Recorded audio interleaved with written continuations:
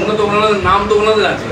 আচ্ছা, কিন্তু আমার ডিএম তো খুব কাজ করছে, ডিএমএসপি এবং ওই যে শ্মশান আছে ও খুব দীঘায় পৌঁছে গেলেন দিলীপ ঘোষ। জগন্নাথ মন্দির উদ্বোধনের দিন দীঘায় পৌঁছে গেলেন দিলীপ ঘোষ। মন্দিরে এখন মমতা ব্যানার্জি আছে, দীঘায় পৌঁছে গেলেন দিলীপ ঘোষ।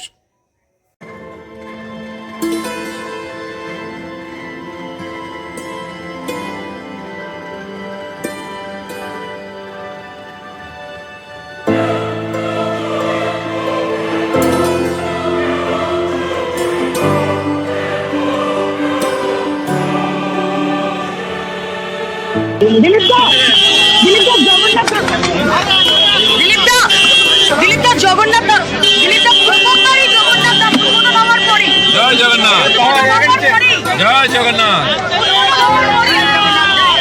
রিঙ্কু থেকে নিয়ে প্রথমবার আসা। জয় জগন্নাথ।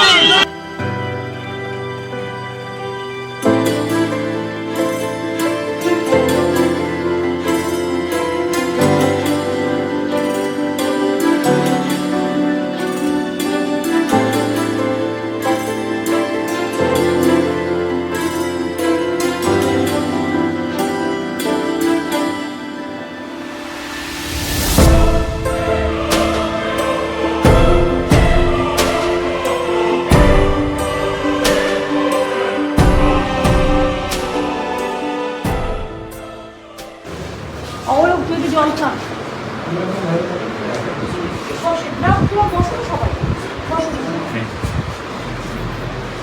আপনি কখন এসছেন? আর আমি 3 দিন ধরে বসে আছি। আমি তো আমার 5-7টা মিনিস্টার বসে রেখেছি। আপনার কাছে আছেন? আর পরে কথা বলছি ভগবানের কাছে আছি। বাপরে এই ঝামেলা, কার্পেট তুলে পরিষ্কার মেঝেটা এত ভালো, মানে একদম পুরো অরিজিনাল কালার, মন্দিরের মন্দিরের কালার। সেই জন্য এবং খুব বড় পরিসর হচ্ছে। আগে 50-100 বছর 200 বছর লোক বাড়বে। অনেকবার আজকে দেখুন না, এদের এখন অ্যানাউন্স করলাম যে কোনো আমাদের দেশের সব মন্দিরগুলো এত ছোট হয়ে গেছে, ঢোকা যায় না। আগে 25 বছর বাড়িয়ে তারপর আমাকে আবার গেস্ট হাউস ভালোই ছজন, তারপরে আপনার পুলিশের জন্য একটা ঘর দিতে হলো, হেলথের জন্য রাখতে হলো, ফায়ার ব্রিগেডের জন্য আমাদের চিফ সেক্রেটারির নামটাও লেখা থেকে গেল।